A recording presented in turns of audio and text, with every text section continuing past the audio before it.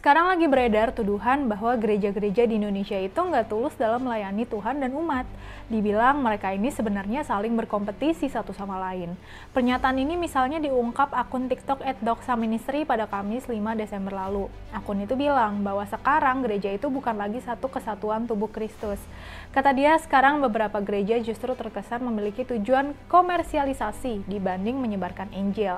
Akun ini juga membeberkan beberapa permasalahan gereja Indonesia yang udah bukan satu tubuh dalam Kristus lagi. Salah satunya, gereja sekarang lebih terobsesi pada jumlah jemaat. Banyak gereja yang lebih fokus menarik jemaat sebanyak mungkin. Seringkali, gereja menggunakan strategi pemasaran yang konsepnya mirip dengan strategi bisnis. Hal inilah yang nggak jarang menimbulkan gesekan antar gereja karena mereka berlomba-lomba mendapatkan jemaat baru. Sampai ada istilah nih, domba dicuri dari gereja sebelah. Padahal, mestinya inti dari gereja adalah persekutuan tubuh Kristus, yaitu membentuk komunitas yang saling membangun, bukan mengejar angka sebagai fokus utama, katanya. Akun Doksa Ministry juga bilang ada gereja yang berlomba membangun gereja yang mewah dan megah. Sebenarnya nggak ada masalah dengan itu, karena bisa menunjang pelayanan juga. Tapi kalau fokus gereja jadi ke arah sana, justru tujuan diakonia atau pelayanan terhadap jemaat dan sesama menjadi terabaikan. Uang anggaran gereja yang seharusnya dipakai untuk menolong sesama yang membutuhkan justru dialihkan ke proyek gereja yang sebenarnya nggak esensial banget, termasuk membangun gedung gereja yang mewah. Kemudian juga soal fenomena branding gereja dan pemimpinnya nih. Menurut akun itu, ada beberapa gereja yang lebih dikenal malah karena nama pemimpinnya dan bukan karena pesan Kristus. Eksklusivitas denominasi juga jadi permasalahan serius. Keanggotaan jemaat di Kristen Protestan kan lebih ketat nih dibanding keanggotaan jemaat dalam Islam itu misalnya.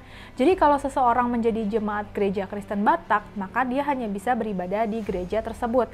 Dia nggak bisa misalnya beribadah di gereja Kristen Jawa. Atau kalau dia anggota dari jemaat Pantai Kosta, ya dia hanya bisa beribadah di gereja Pantai Kosta. Atau kalau dia anggota jemaat Metodis, dia hanya bisa beribadah di gereja Metodis. Ini berbeda dengan umat Islam yang bisa beribadah di sembarang masjid. Masalahnya, gak sedikit gereja yang menekankan perbedaan doktrin mereka ke jemaatnya, sehingga menimbulkan sekat dengan gereja lain. Semangat kerjasama dan persatuan tubuh Kristus tergantikan oleh persaingan sektarian. Gereja juga seringkali membuat acara-acara yang sebenarnya cuma untuk menaikkan popularitas saja, bukan murni melayani masyarakat. Tapi yang sekarang jadi pertanyaan, apa benar saat ini gereja terkesan hanya dijadikan ladang bisnis?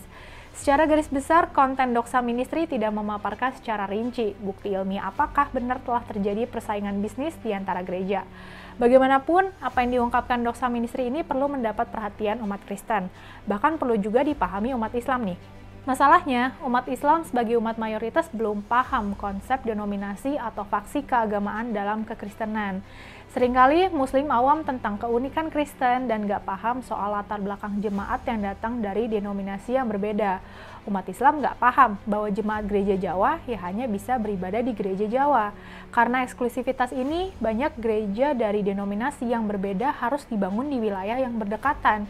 Karena itu kita berharap Doksa Ministry bisa menjadi agen yang mencerahkan pemahaman keagamaan umat Kristen, tapi juga membantu umat Islam memahami Kristen. Yuk kita berlomba melakukan kebaikan, yuk beragama dengan bijak.